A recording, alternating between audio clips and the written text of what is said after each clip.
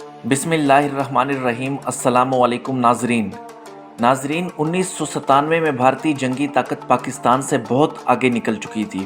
اس کے علاوہ روایتی ہتھیاروں میں بھی بھارت پاکستان سے بہت آگے نکل چکا تھا، مگر ان سب کے باوجود بھارت نے اپنے نیوکلیئر پروگرام کو تیار کرنا شروع کر دیا۔ پاکستان کو اس خطے میں اپنے طاقت کو برقرار رکھنے کے لیے میدان میں آنا پڑا۔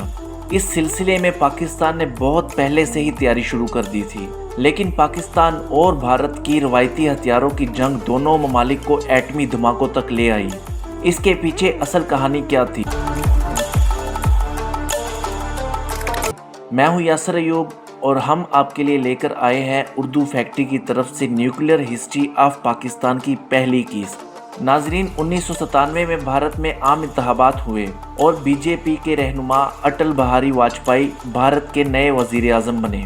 بی جے پی پاکستان کے لیے سخت خیالات رکھنے والی جماعت تھی۔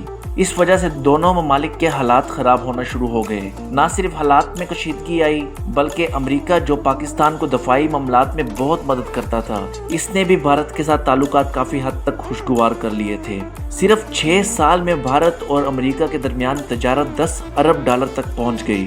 بھارت کی روایتی جنگی طاقت پاکستان سے بہت آگے نکل چکی تھی۔ اس کے علاوہ بھارت پاکستان سے میزائل ٹیکنالوجی میں بھی بہت آگے نکل چکا تھا۔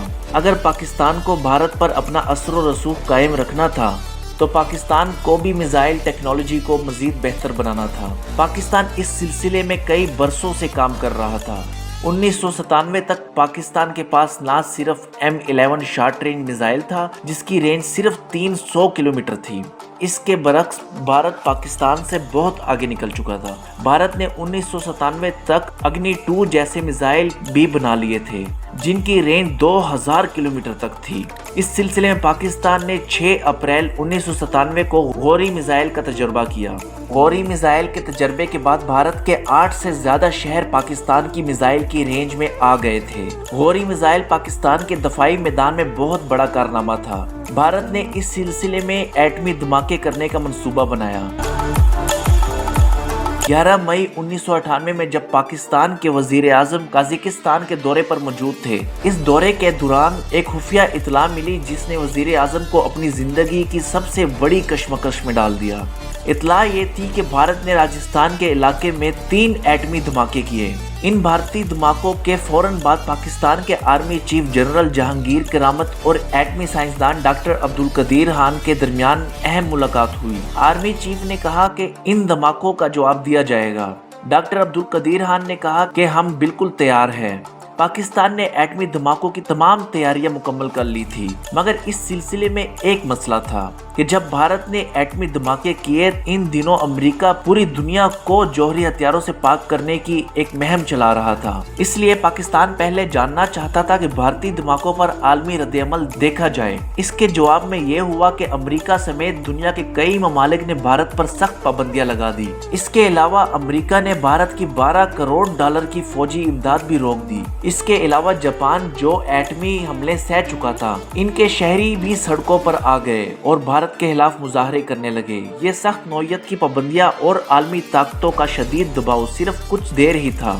آپ حیران ہوں گے کہ اس سلسلے میں امریکہ کی کمپنیاں جو بھارت میں $5 ارب کی سرمایہ کاری کر چکی تھی، امریکہ کی بھارت پر پابندیوں کی مخالفت کرنے لگی، جس کی وجہ سے بھارت نے 2 دن کے اندر 2 اور ایٹمی دھماکے کر دیے۔ یہ سب پاکستان کے لیے بہت مایوس کن تھا۔ اس سے زیادہ مایوسی کچھ دن بعد G8 اجلاس میں ہوئی، جس میں روس نے کہا کہ اگر انڈیا چاہے تو مزید 4 دھماکے اور بھی کر سکتا ہے۔ اس وجہ سے بھارتی وزیر اعظم پاکستان کو ایٹمی حملوں کی دھمکیاں دینے لگا۔ اس کے علاوہ اس معاملے میں پاکستان کا وزیر اعظم اپنی زندگی کے سب سے بڑے چیلنج سے گزر رہا تھا، کیونکہ دھماکوں کی اجازت اور ذمہ داری بھی بہت بڑی چیز تھی۔ اس سلسلے میں امریکی صدر بل کلنٹن نے پاکستان کے وزیر اعظم نواز شریف کو فون کیا اور دھمکی دی کہ اگر پاکستان نے ایٹمی دھماکے کیے تو اس پر عراق کی نوعیت کی سخت پابندیاں لگا دی جائے گی۔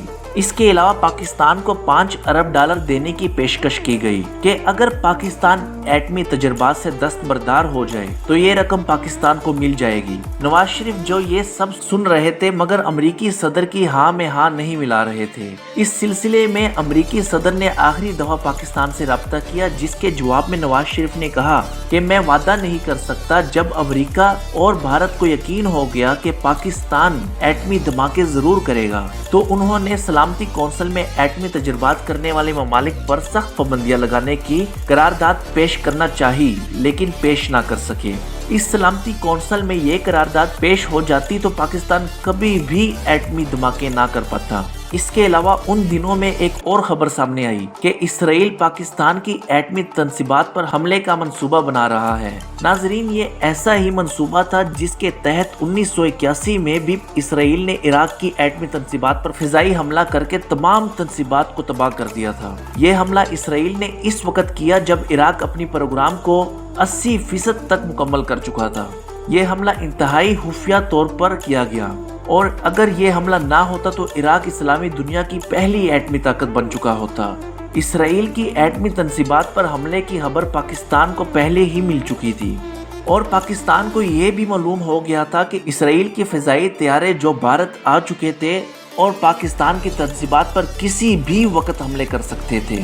اس سلسلے میں پاکستان کی اعلیٰ قیادت نے بھارت کو خبردار کیا کہ اگر اسرائیل نے پاکستان پر حملہ کیا تو اسی لمحے بھارت کے 7 بڑے شہروں پر میزائل گرا دیں گے۔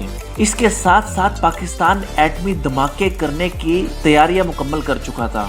پاکستانی صوبہ بلوچستان کے علاقے چاغی کو ایٹمی تجربات کے لیے منتخب کیا گیا۔ پاکستان نے یہ علاقہ تقریباً 30 سال پہلے ہی منتخب کر لیا تھا۔ پاکستان نے اس سلسلے میں اہم سامان بھی ان علاقوں میں پہنچانا شروع کر دیا۔ ایٹمی دھماکوں کے لیے چاغی کے علاقے کو منتخب کرنا اس علاقے میں کم آبادی کا ہونا اور شدید گرمی کا ہونا تھا، جس کی وجہ سے دور دور تک انسانی زندگی کا کوئی نام و نشان نہیں تھا۔ یہ وہ لمحہ تھا جب پاکستان ایٹمی دھماکوں کے لیے مکمل طور پر تیار تھا۔ اس سلسلے میں پاکستان نے سعودی عرب اور چین کو اعتماد میں بھی لے لیا۔